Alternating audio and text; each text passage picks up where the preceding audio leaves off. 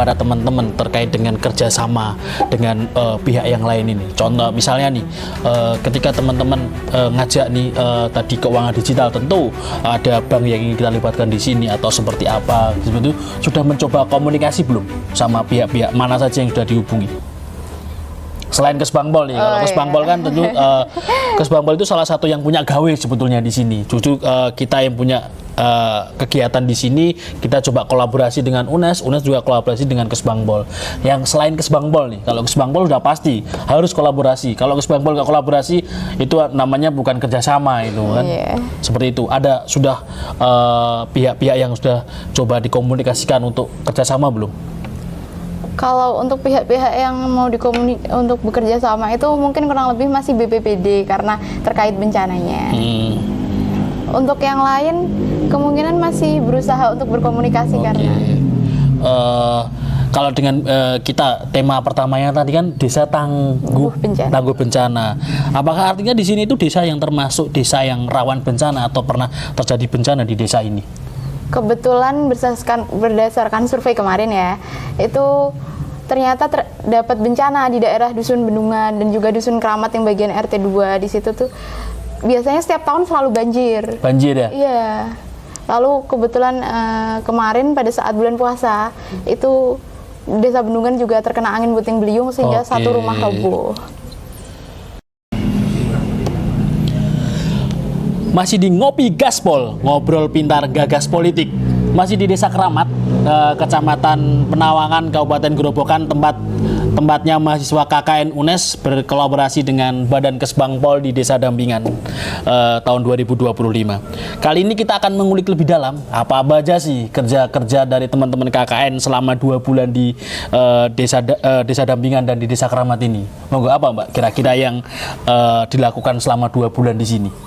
Oke, tentunya karena tadi sudah disinggung ya tema utama kami di Istana, jadi mungkin program kerja kami ya tidak jauh-jauh dari seperti penanggulangan bencana, mitigasi bencana, kemudian penyusunan relawan mungkin karena bencana di sini cukup sering terjadi ya.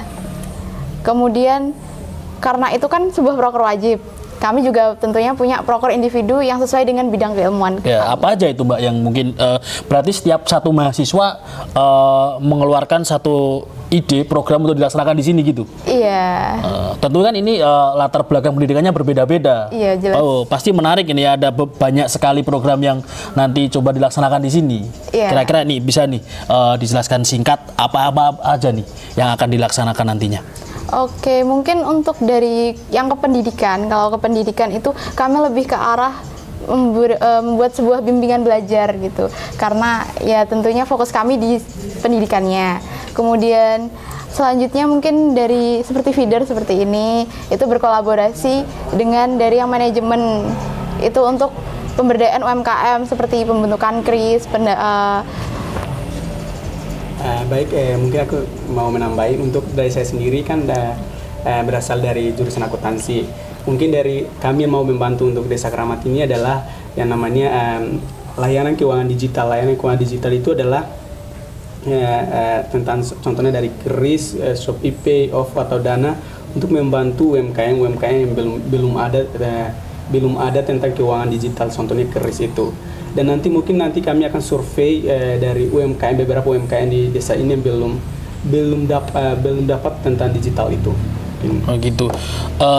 Kemudian sebanyak kegiatan itu yang coba dilakukan teman-teman selama KKN di sini, itu bagaimana dengan problem atau kendala yang dihadapi nantinya?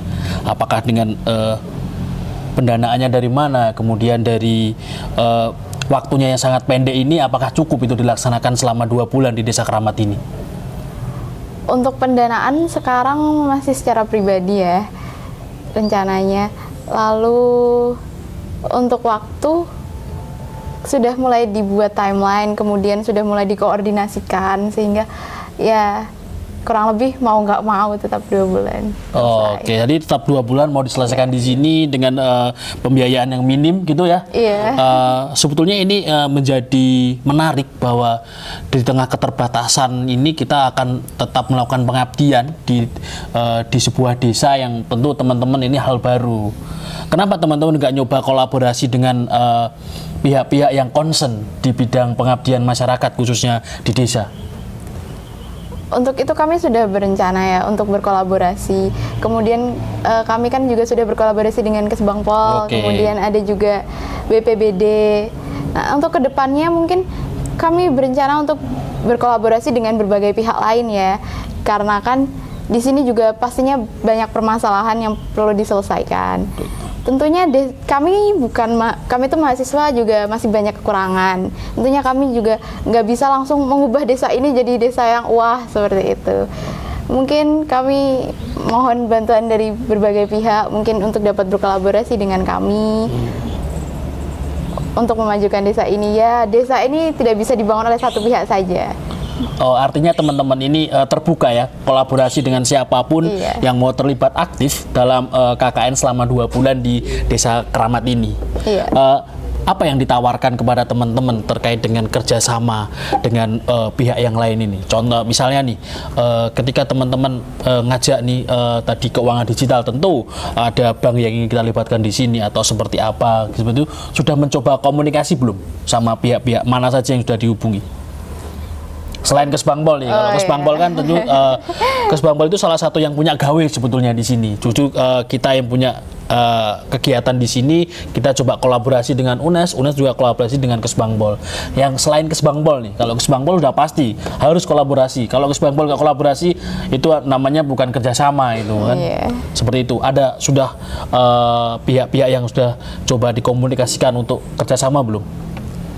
Kalau untuk pihak-pihak yang mau untuk bekerja sama itu mungkin kurang lebih masih BPBD karena terkait bencananya. Untuk yang lain kemungkinan masih berusaha untuk berkomunikasi karena. Kalau dengan kita tema pertamanya tadi kan desa tangguh bencana. Apakah artinya di sini itu desa yang termasuk desa yang rawan bencana atau pernah terjadi bencana di desa ini?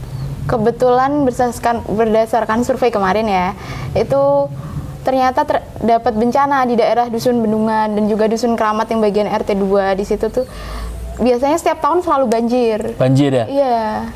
Lalu kebetulan kemarin pada saat bulan puasa itu Desa Bendungan juga terkena angin puting beliung sehingga satu rumah roboh. Lalu dengan melihat kondisi yang pernah terjadi di desa seperti itu, kira-kira apa yang mau dilaksanakan teman-teman terkait dengan membentuk desa tangguh bencana tadi? Karena kalau angin puting beliung itu kami juga belum pasti ya terjadi setiap tahun. Kalau kami mengusung penilaian utamanya itu atau bencana utamanya itu banjir, karena itu sudah pasti terjadi setiap tahun. Sehingga nanti kami mau pertama penilaian ketangguhan desa dulu. Jadi tangguh dalam menghadapi bencana ini. Iya. Lalu selanjutnya mungkin kami berencana untuk seperti membuat forum atau sosialisasi dulu mengenai bagaimana apa yang harus dilakukan begitu kalau ada bencana. Kemudian nanti setelah itu kalau masyarakat udah tahu nih, kami mau membuat forum untuk penanggulangan bencananya. Kemudian membuat relawan nanti seumpama kalau bencananya terjadi. Kita kan nggak tahu ya bencana ini kapan akan datang. Jadi yang menarik di sini, saya sampai sebesar sekarang aja, seusia sekarang ini belum pernah ikut yang namanya pelatihan bagaimana sih kita siap kita siap menghadapi kapanpun dimanapun bencana itu akan datang. Mungkin nanti bisa ini sih dikolaborasikan atau dikasih pelatihan tentang bagaimana kita siap dan sigap menghadapi bencana seperti itu.